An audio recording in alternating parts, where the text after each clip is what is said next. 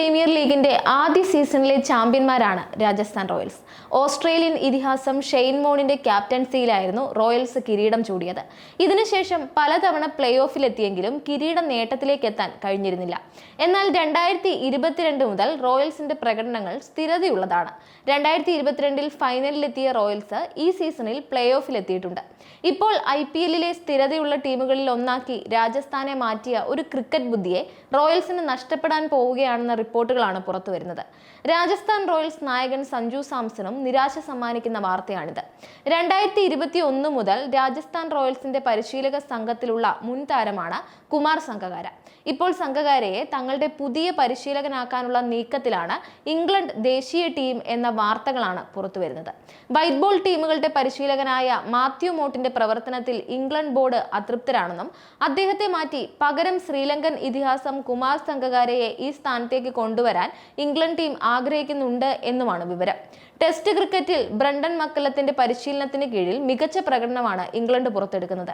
എന്നാൽ ഏകദിന ലോകകപ്പിൽ 7ാം സ്ഥാനത്ത് ഫിനിഷ് ചെയ്യാനും ഇത്തവണത്തെ T20 ലോകകപ്പിൽ സെമി ഫൈനൽ വരെ എത്താനുമേ ഇംഗ്ലണ്ടിന് കഴിഞ്ഞുള്ളൂ എന്നത് ബോർഡിനെ രോഷം കൊള്ളിക്കുന്നുണ്ട്. IPL സംഘകാരയ്ക്ക് കീഴിൽ രാജസ്ഥാനിൽ കളിക്കുന്ന ജോസ് ബട്ട്ലറാണ് നിലവിൽ ഇംഗ്ലണ്ട് ടീമിന്റെ നായകൻ. ബട്ട്ലറും സംഘകാരയും ഒത്തുചേർന്നാൽ ഇംഗ്ലണ്ട് ക്രിക്കറ്റിന് അത് ഗുണം ചെയ്യുമെന്നാണ് ബോർഡിന്റെ വിശ്വാസം. കുമാർ സംഗകാര രാജസ്ഥാൻ റോയൽസ് വിട്ട് ഇംഗ്ലണ്ട് ക്രിക്കറ്റ് ടീമിന്റെ പരിശീലക സ്ഥാനം ഏറ്റെടുക്കുകയാണെങ്കിൽ സഞ്ജുവിനും സംഘത്തിനും അത് കനത്ത തിരിച്ചടിയാകുമെന്നതിൽ സംശയമില്ല. നിലവിൽ രാജസ്ഥാൻ റോയൽസിലെ അവസാന വാക്കാണ് സംഗകാര. IPL ഏറ്റവും മികച്ച ടീമുകളിൽ ഒന്നായി റോയൽസിനെ മാറ്റിയതിൽ അദ്ദേഹത്തിന് സുപ്രധാന പങ്കുണ്ട്.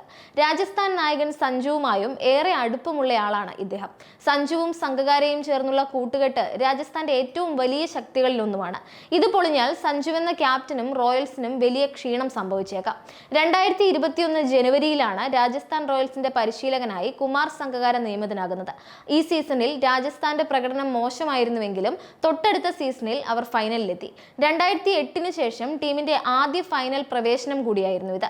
2023 5ാം സ്ഥാനത്ത് ഫിനിഷ് ചെയ്ത രാജസ്ഥാൻ 2024 സീസണിൽ വീണ്ടും പ്ലേ ഓഫിലെത്തി.